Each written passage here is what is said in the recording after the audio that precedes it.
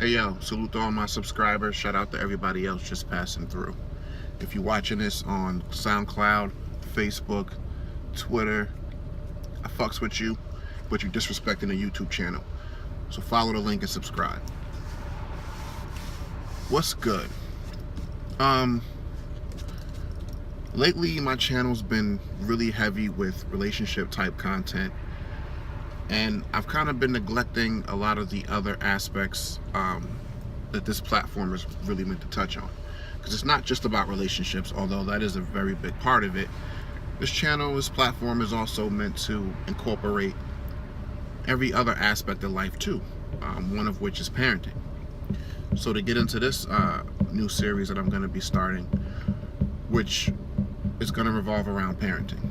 A lot of us have kids. I have 3 myself, all ages 5, 7, and 10.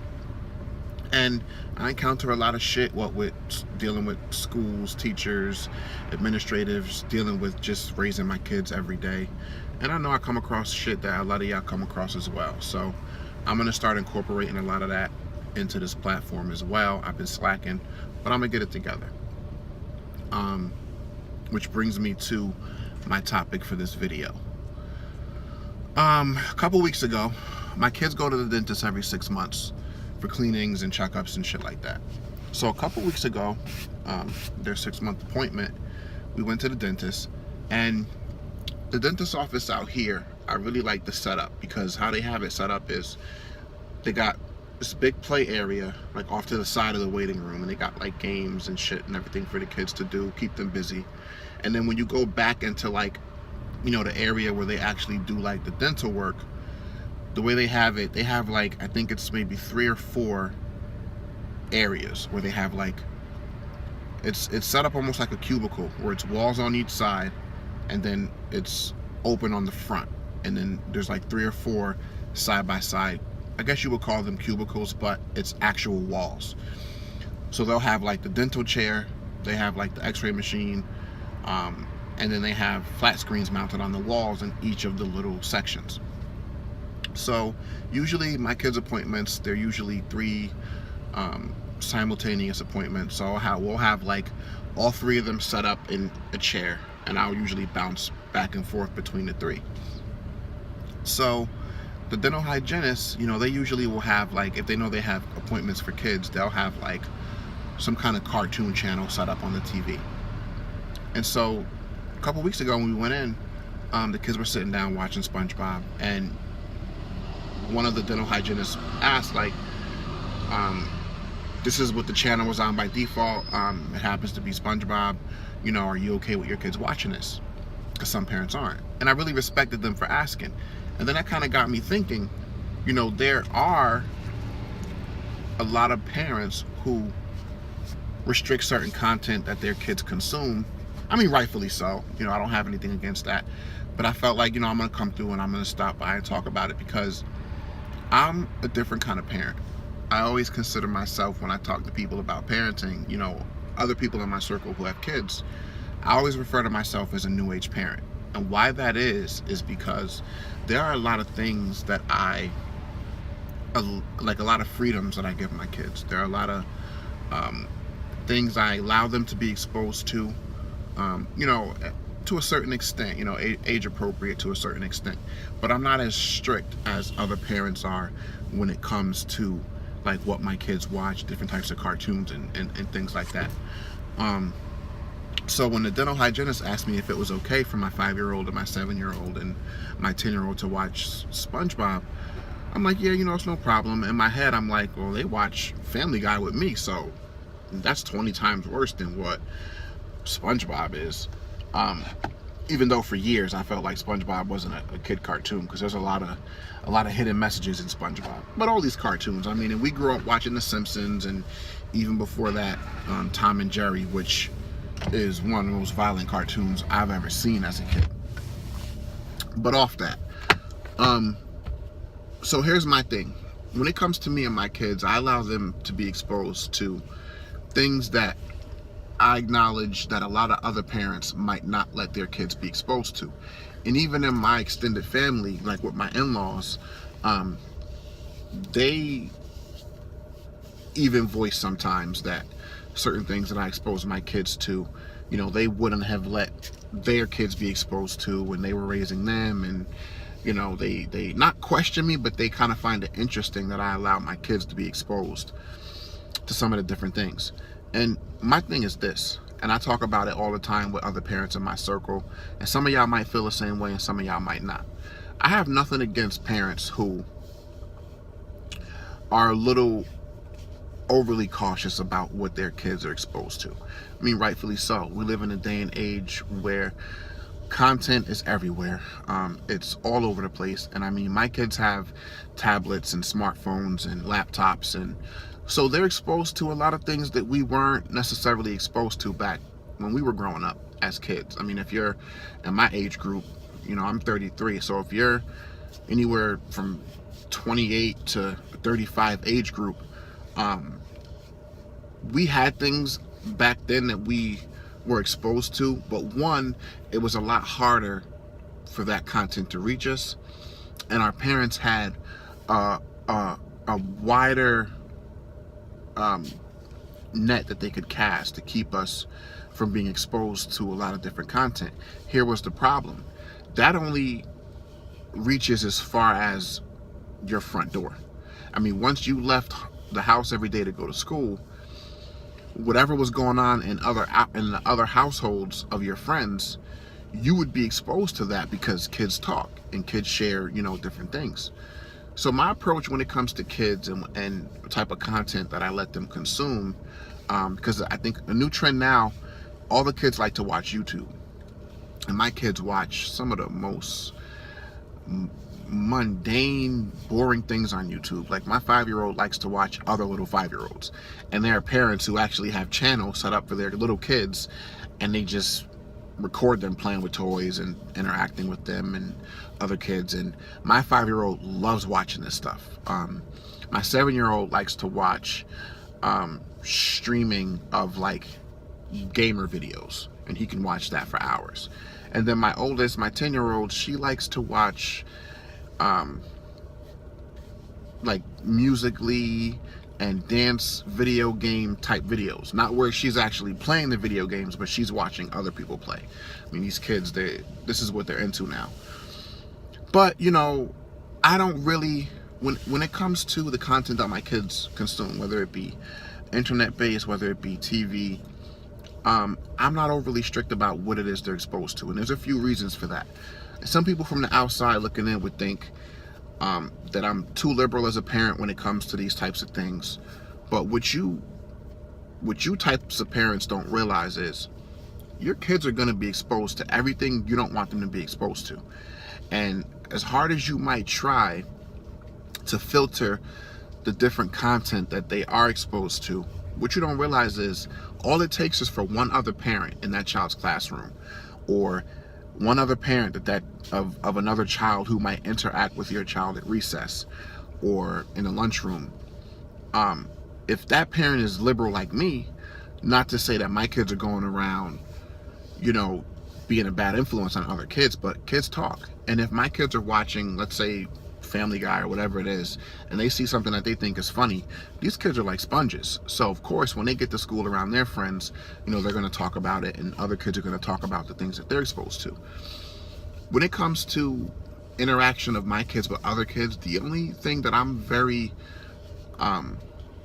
cautious with is allowing my kids to go to the homes of some of these other kids, because I don't know what goes on in these homes.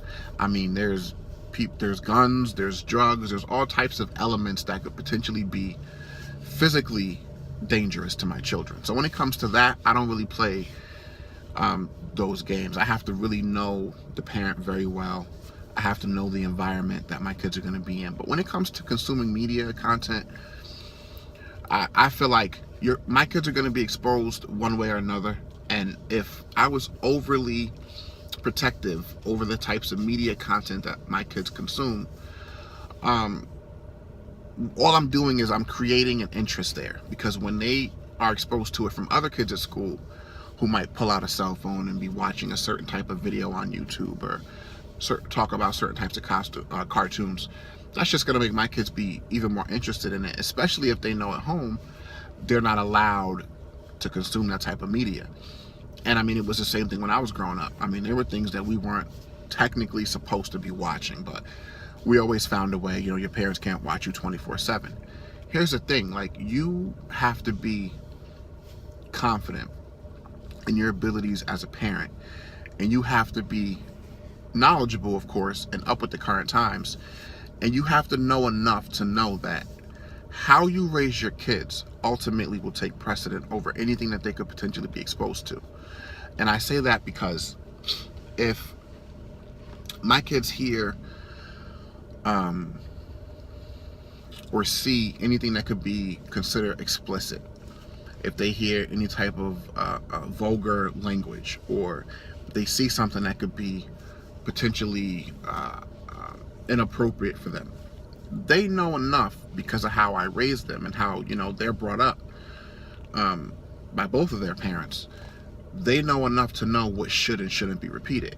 And of course, like anything else, you know, kids will slip up, and you have to tell them, like, look, you know, I don't mind. Like, my approach is, I don't mind you guys watching certain things. I don't mind you guys laughing at what you think is funny, but understand there's a time and a place for everything.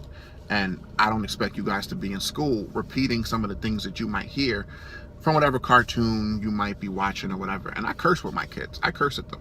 You know, I'm not one of those parents that I filter my language. Like, you know, I tell these little assholes, sit the fuck down if they're acting crazy. I tell them I'm gonna fuck their ass up if they act too crazy. Like, I'm that kind of parent.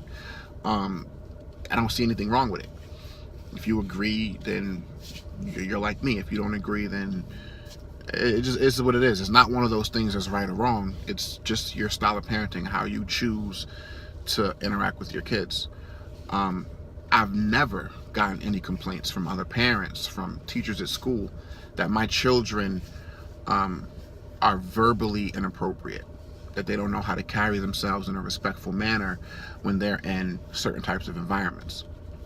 And I pride myself on that, because what I think a lot of parents who are overly protective and throw out all of these filters and keep their kids from being exposed to all these different things, what you parents don't realize is it has nothing to do with what comes in. It's all about how you raise your kids. It's what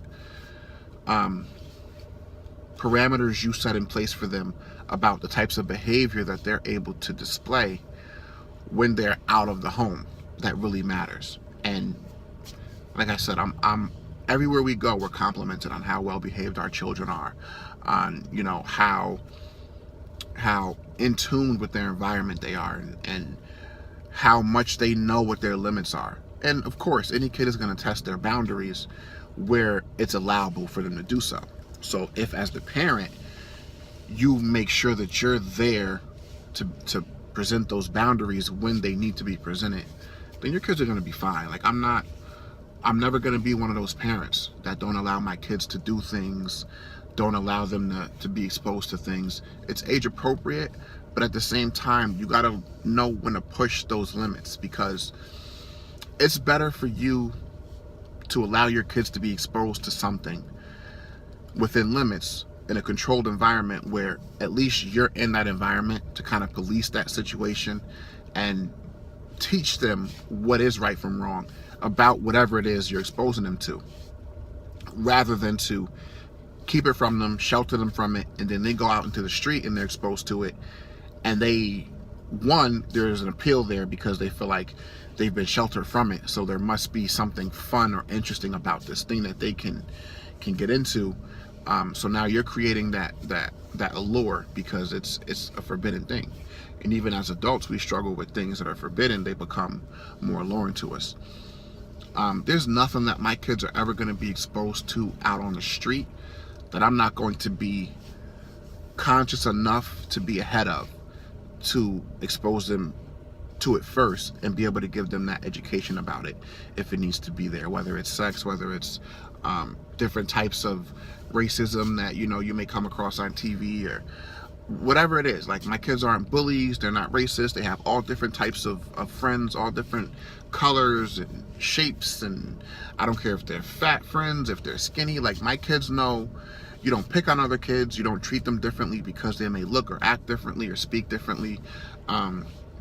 And these are things that you as a parent have to be cognizant of. But it really doesn't have anything to do with the types of TV shows or cartoons that they watch. I mean, I'm definitely an example of someone who was exposed to a lot growing up. With me growing up in one of the worst cities in the state of New Jersey, Patterson, I seen things in real life that some of these kids now, and even back then, from more suburban areas or more rural areas, only saw on TV or in the movies, and couldn't even consume that type of content then. I seen in real life. And when it came to me interacting with adults and being in certain settings where you knew that there was a time and a place where certain things wasn't appropriate, I've always been respectful to adults and authority figures as a kid, to an extent. I've always been, one of those kids growing up who knew, not to use profanity with adults. I mean, it's like you knew two languages. Like, you knew how to interact with your friends to still be considered part of the, the cool population of the school, if you want to call it that. But you also knew how to interact with adults. And even now as adults, it's the same thing. We have to know how to carry ourselves in corporate settings. We have to know how to carry ourselves in professional settings. And then, when you're hanging out with your friends at a bar or at the movie theater, or bowling alley, or whatever it is, any social environment, you're a little more relaxed in how you communicate. It's a necessary evil. Like, it's a necessary thing. I don't want my kids to be too one-sided with any aspect of how they carry themselves. You need to know when you're out on the street, and I don't mean like in the ghetto, I mean just being out and about in social settings. You need to know how to carry yourself. You need to have that street smarts, that common sense, those instincts. And if you're in a classroom, whether that classroom be an elementary school classroom, a middle school classroom, a high school classroom, or a lecture hall in college, you need to know the difference of how to carry yourselves in all of these different types of environments. I don't have any issue with my kids, even at the ages that they're at now, and telling someone, even if it's an adult and the right types of settings, what their opinion is about something, because I also want my kids to know and understand that they are able, to a certain extent, to speak up for themselves if they feel like they're right in a situation where an adult is wrong. I even go back and forth with my kids. We have certain debates about things, never to the point where I allow them to disrespect me, because I'm not about that shit. I'll fuck a kid up all day. But definitely to show them that, just because you're the child and I'm the parent doesn't necessarily mean, I want you to live like the old school way and kids should be seen and not heard. That's what our parents did to us for the most part. I guess it worked for those times, but I didn't get along with my parents, particularly my mom, growing up, because I was never that type of kid. Like, you're not going to just shut me up. If I got something to say, if I have an opinion, I'm not one of those kids, back when I was growing up, that feels like just because you're the parent, you're automatically right. And I don't want my kids to necessarily feel that way. Like, these kids are smarter now than ever before. In every generation, it's more progressive. My kids are definitely exposed to more than I was. And as a byproduct of that, they're smarter than I was in some ways, at that age group. And their kids will be, more progressive than they were. Than they are now. So I definitely can see both sides. I understand why the parents who are more protective over the things that they expose their kids to at different ages. I understand it, because it's a scary world. And there is a lot of things that, with these online platforms and all of these social media sites that you may not want to expose your kids to too early, because it's scary. You never know who they're interacting with. But at the same time, you don't want your kids to ever be exposed to something for the first time out in the world, because the world is not gonna teach you how to navigate through something. It's gonna throw something at you, expose you to it, and if you succeed or you fail, the world doesn't really care. You want to introduce controlled environments in order to be able to prepare your kids for the things that they're gonna or naturally interact with anyway. whether you're there or you're not there. You can't stop the world from turning. You can't stop your kids from being exposed to whatever is out there. I mean, recently I found out that someone in my extended family who had a 10-year-old daughter committed suicide. And I have friends who tell me stories about their kids and their social media accounts that they may or may not have known that they even had. And my oldest is only 10, going to be 11 in a few weeks, and she has a Facebook page that I created for her, that I have access to, that anything that goes through that platform, I get notifications on. But it's something fun that she likes to be a part of. And she likes to send pictures and like pictures and interact with other family members. And it's just the times that we live in. Like, these kids are very technologically advanced, and I don't want to stunt the creative growth of any of my children. And a lot of these kids interact very well with social media. It brings out their creative and artistic side, and I want my kids to have a blank canvas and an open platform to explore whatever it is they want to explore as they develop and come into their own individual personalities. I don't mean to overcomplicate it, make it seem like it's this thing that we need to be super analytical about. We're just in a different time where we happen to be in a generation where we as parents, again, in my age group of anywhere from 28 to 35, we're still young enough that we're current with the times. And so we haven't crossed that threshold where we're uncool and we don't know what's going on, and our kids are like, yo, you just don't get it. And I don't never want to be obsolete like that as a parent, or be that outdated that I don't have a clue. So I stay current, I study, I do my research. I'm definitely into what these kids are into, not from the standpoint of me necessarily being into it, but for the purpose of being able to make sure that I stay abreast of everything that goes on in their world. Because it is a lot. It is a lot. Like, we didn't have half of the shit back then that they have. But I think, parenting is a very hard thing. There's no manuals yet. One's coming. Definitely going to be putting out a parenting book soon, so it's coming. But there's really no how-to guide. There's really no formula. It's what works for you and your household and your family unit, and it's what works, in the eyes of the two parents who are charged with raising that child or those children. So yeah, I just wanted to stop through. I'm going to start a mini-series about parenting. This is probably going to be the first installment in it. I don't know yet what I'm going to call it. Maybe y'all can give me some feedback. I'll probably come up with that in the interim of this video being edited and uploaded, in between that time and whenever the next one is going to be coming out.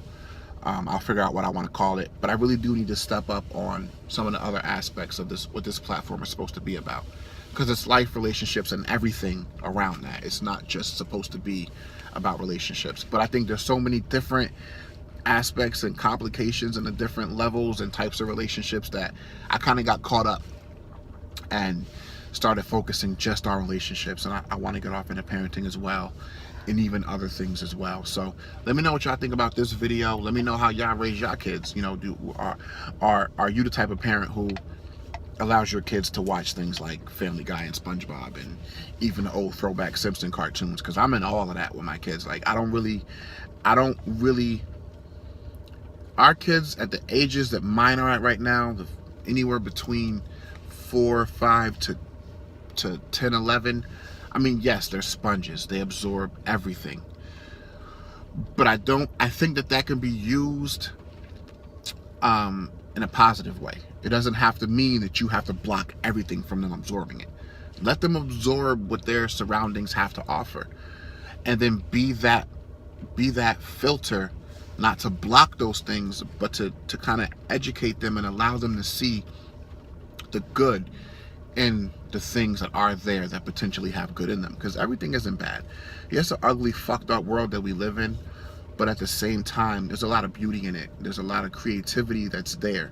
And what I'm seeing, and I know for a fact because it happened to me, is that you can potentially stunt the creative growth of your child if you filter too much away from them. Because eventually they're going to either start to see the world as being this boring, uninhabitable place where they're not allowed to do anything, or they're going to get exposed to all of the same things that you tried to keep from them, and they're going to be exposed to it all at once, that they're going to have like a sensory overload. And this is when you start to have kids who can't handle some of the ills of the world.